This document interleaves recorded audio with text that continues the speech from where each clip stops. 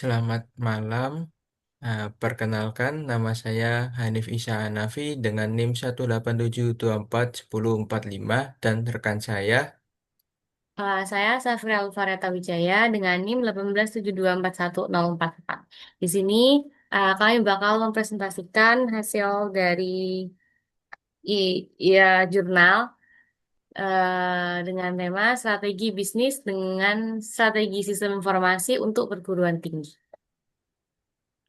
Baik, yang pertama ada pendahuluan. Perencanaan operasional dan strategis sangat penting bagi organisasi, termasuk perguruan tinggi, untuk mencapai visi dan misi serta merespons perubahan lingkungan yang dinamis. Tanpa perencanaan strategis sistem informasi atau yang bisa disingkat SI yang baik, perguruan tinggi berisiko tertinggal dari pesaing yang sudah memanfaatkan teknologi secara efektif. Pengembangan SI yang tidak terencana dapat merugikan organisasi seperti menurunnya integritas data, ketidakakuratan informasi, pemborosan biaya, dan gangguan dalam pengambilan keputusan. Oleh karena itu, penting untuk meneliti yang pertama, hubungan strategi SI dengan strategi bisnis. Yang kedua, aplikasi pendukung proses bisnis perguruan tinggi. Yang ketiga, model SI yang cocok untuk perguruan tinggi. Dan yang terakhir, bentuk aplikasi yang sesuai dengan proses bisnis. Perencanaan strategis SI yang matang diperlukan untuk meningkatkan daya saing berkelanjutan. Penelitian ini bertujuan menghasilkan model perencanaan strategis SI yang ideal bagi perguruan tinggi. Selanjutnya ada metode. Di sini ada dua metode. Itu yang pertama ada kerangka pikir penelitiannya, yang dimana udah saya rangkum. Jadi di poin kuncinya itu uh, ada tiga tahap sama. Jadi tahap ke satu itu setiap tahun ke satu, terus tahun kedua sampai tahun ketiga. Jadi di poin kuncinya itu ada di siklus iteratifnya itu, yang dimana pada tahun tiga itu bisa mengarah kembali ke perbaikan model untuk ke tahun kedua. Jadi kalau misalnya ada perbaikan tuh bisa kembali ke tahap kedua atau tahun kedua. Terus selanjutnya ada juga apa ya, fokus ke buat kebutuhan pengguna. Jadi kita juga ngumpulin data yang dimana di awal tuh buat ngemastiin kalau solusi dari S ini berbasis kebutuhan yang sangat real. Terus ada visualisasi proses. Jadi tahun ke satu berjalan ke tahun kedua itu transisinya itu dari konsep ke desain teknisnya. Dan sedangkan tahun kedua, tahap ke tahun ketiga itu dari desain ke implementasikan menjadi nyata. Selanjutnya ada merencanakan strategi sistem informasi. Jadi struktur utamanya itu ada di mana kolom pertamanya itu tahapan perencanaan dari sistem informasinya. Ada empat juga, yang di mana berhubungan antara aspek organisasi dan teknologinya. Ada dua, yaitu ada eh, elemen dan ekilemensi, yang dimana masing-masing tuh punya kegunaan. Jadi yang pertama ada konsep manual atau non digitalnya, yang selanjutnya ada implementasikan digital.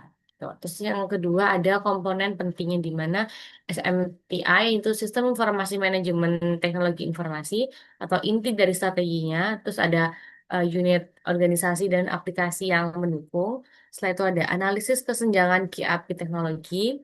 Terus yang ketiga ada proses kerjanya, itu ada perencanaan, terus baru ke analisis kebutuhan, berlanjut ke pengembangan strategi, dan terakhir ada di implementasi aplikasinya.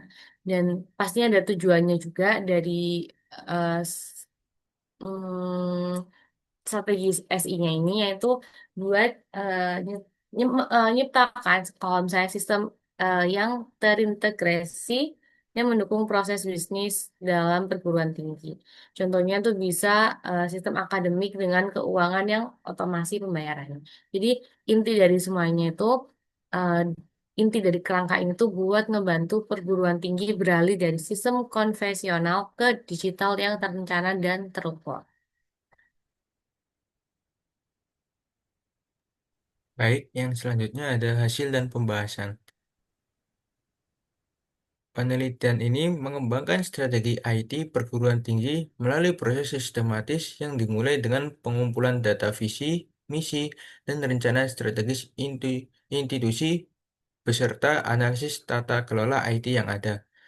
Data selanjutnya diperkaya melalui wawancara mendalam dengan para head of IT dari berbagai perguruan tinggi di Indonesia untuk memahami tujuan strategis bidang IT. Tahap berikutnya melakukan evaluasi menyeluruh terhadap kontribusi IT dalam mencapai sasaran strategis institusi. Dilanjutkan dengan identifikasi stakeholder utama beserta ekspektasi mereka terhadap sistem IT. Penelitian kemudian melakukan analisis lingkungan internal dan eksternal menggunakan instrumen kuesioner yang mencakup 4 perspektif IT, yang hasilnya akan diproses melalui mapping formula strategis untuk memperkuat penetapan strategi utama IT. Proses lalu berlanjut dengan penentuan sasaran strategis dan Key Performance Indicators atau yang bisa disingkat KPI yang terbagi dalam Lag and Lead Performance Indicators disertai pembobotan untuk setiap indikator. Melalui pendekatan ini, penelitian berhasil mengukur kinerja operasional IT secara komprehensif dan menyimpulkan bahwa divisi IT telah mencapai kriteria ideal dalam mendukung strategi bisnis perguruan tinggi. Tahap terakhir menghasilkan rekomendasi inisiatif strategis yang dibedakan berdasarkan horizon waktu implementasi, jangka pendek 1 sampai 3 tahun dan jangka menengah panjang 3 sampai 5 tahun beserta mekanisme pengukuran berkelanjutan yang mencakup penentuan frekuensi pengukuran dan penanggung jawab pelaksanaannya. Oke, selanjutnya ada identifikasi sasaran dari strateginya itu apa aja. Itu yang pertama, prosesnya itu buat menentukan sasarannya. Jadi bisa jadi tolak ukur, terus target yang mau dicapai itu buat menunjang dari tujuan strategis institusinya. Contohnya kayak corporate corporate kontribusi, user orientation, operational excellence, dan future orientation yang dimana sasaran itu buat kayak apa ya, kayak panduan dalam operasionalnya tuh bertujuan buat jangka yang panjang, terus bisa juga buat strategi yang lembaga. Jadi berdasarkan analisis divisi IT-nya itu, jadi perguruan tinggi di Jakarta itu menetapkan sasaran sebagai optimalisasi anggaran dan efisiensi biaya corporate kontribusinya. Jadi apa ya bisa juga buat pemenuhan kebutuhan dan peningkatan dari literasi IT itu juga menggunakan kemitraan industri atau user orientation. Terus ada penguatan keamanan, terus ada ketersediaan aplikasi serta efisiensi infrastruktur IT atau operational excellence dan pengembangan manajemen pengetahuan. Terus ada pengolahan kerja, terus ada peningkatan kompetensi staff atau future integration. Iya. Baik, yang selanjutnya ada strategi MAP. Jadi di sini, oke baik. Jadi penelitian ini menganalisis hubungan sebab akibat antar perspektif dalam IT Balance Scorecard melalui strategic mapping.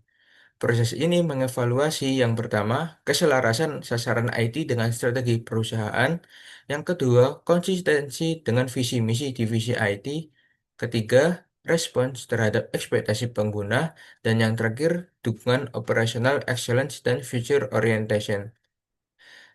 Juga ada strategic mapping melalui gambar yang sudah diperlihatkan sebelumnya menunjukkan bahwa sasaran bertanda bintang merupakan turunan langsung dari strategi perusahaan. Tujuan future orientation memengaruhi pencapaian user orientation dan corporate contribution, hubungan timbal balik antar seluruh perspektif IT balance scorecard. Nah, yang terakhir ada penutupan. Jadi dari hasil penelitian itu apa ya bisa memberikan saran strategis bagi perguruan tinggi buat apa ya memantau perkembangan teknologi global, terus menyusun kerangka sistem informasi yang lebih jelas, dan bisa juga buat mengembangkan aplikasi berbasis blueprint yang udah ditetapkan. Terus pendekatan ini juga sangat diharapkan buat menciptakan sinergi antara kapabilitas IT buat tujuan institusionalnya. Terus bisa juga buat memperkuat posisi kompetitif perguruan tinggi di era digital yang terus berkembang. Yang terakhir ada daftar pustaka. Ini ada linknya, mungkin bisa diakses. Dan terakhir, thank you for your attention. Terima Terima kasih. kasih.